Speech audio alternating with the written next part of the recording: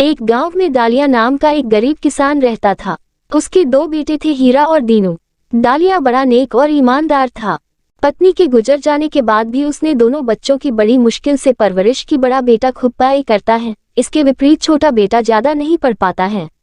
जब उसके लड़के बड़े हो गए तो उसने उनकी शादी करवा दी। दीनू पढ़ा लिखा था, इसीलिए उसे शहर नौकरी मिल गई। अब वह शहर जाकर पत्नी के साथ रहने लगा।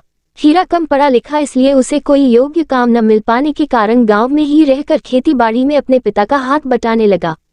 जैसे तैसे समय बीतता गया। एक बार डालिया बहुत बीमार हुआ। उसे शहर के अस्पताल में इलाज के लिए ले जाना था, तो उसने अपने बड़े बेटे दीनू को संदेश भिजवाया।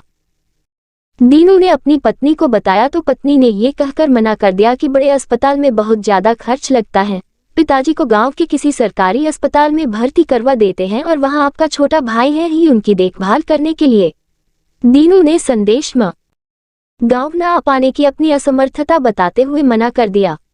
इसके बाद हीरा ने जैसे तैसे कुछ पैसे इकट्ठे करके पिता का इलाज करवाता है। इलाज में बहुत अधिक खर्चा होने के कारण उन पर बहुत ही ज्यादा कर्जा हो जाता है। ये देख दीनू गांव आना ही बंद कर देता है, उनका सब कुछ गिरवी हो जाता है।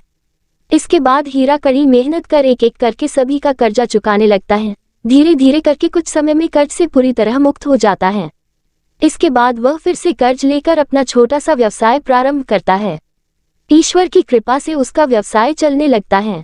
कुछ ही समय में उसके पास खूब पैसा हो जाता है।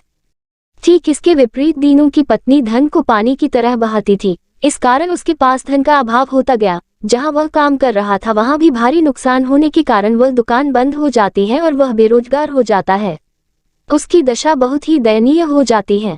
अब वह अपनी पत्नी के साथ वापस गांव लौटता है और अपने भाई और पिता के पास जाकर रोने लगता है। बापू से बहुत खरी खोटी सुनाता है और घर से निकल जाने को कहता है।